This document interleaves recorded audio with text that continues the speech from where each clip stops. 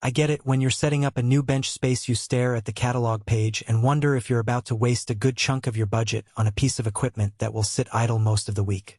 I was in the same spot last month, trying to decide whether a dedicated microtube shaker/incubator was worth the extra square footage in my lab before I finally pulled the trigger.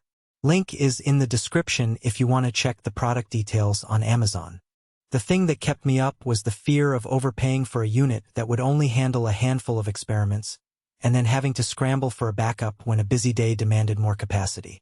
The Labnet S2056A 220 is marketed as a combined shaker and incubator that fits both microtubes and standard plates, and it runs on 220V, which is the norm for most institutional labs in Europe and parts of Asia. What really matters in day-to-day work is how that dual-function design translates into workflow efficiency. In my experience, the biggest time saver with a combo unit is the ability to start a temperature-controlled shaking run without moving the samples to a separate incubator. That eliminates the risk of temperature fluctuations during transfer and cuts down on the number of open-door events, which is a subtle but real benefit when you're trying to keep a reaction stable.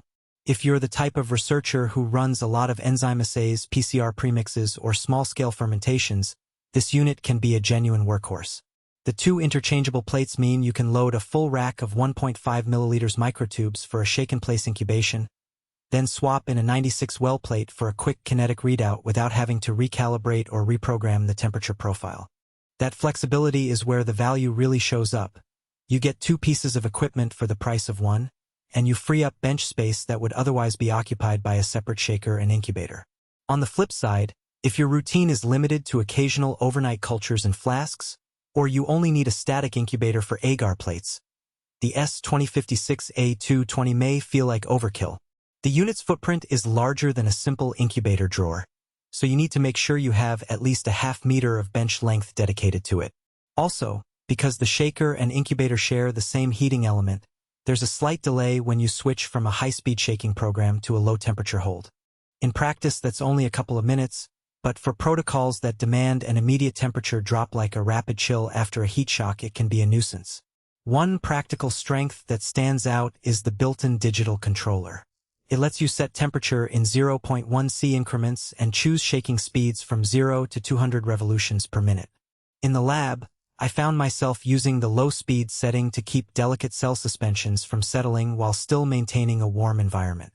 The controller also has a programmable timer, so you can preset a 30-minute shake incubate cycle and walk away, confident that the device will shut off automatically.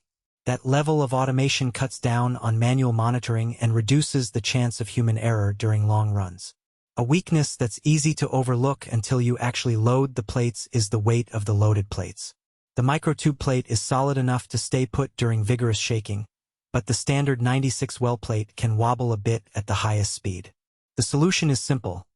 Keep the shaking speed under 150 revolutions per minute for plates, or use a heavier plate if you need the full 200 revolutions per minute.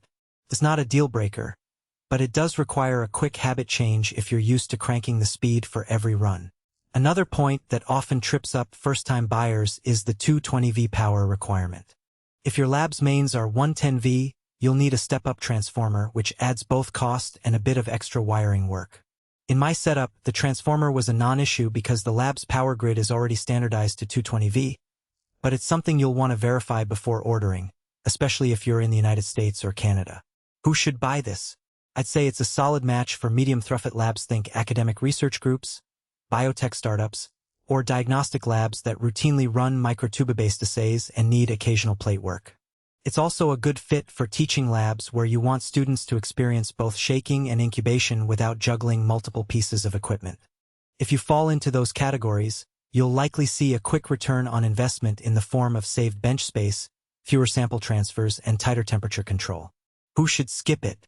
Labs that are purely high-volume cell culture facilities, where large flasks and roller bottles dominate, will find the microtube/plate capacity limiting. Likewise, if you already own a dedicated incubator with precise CO control, the Labnet unit won't replace that. Its temperature range is limited to standard incubator temperatures, and it doesn't manage gas composition. In those scenarios, you might be better off allocating the budget toward a larger incubator or a dedicated shaker that can handle bigger,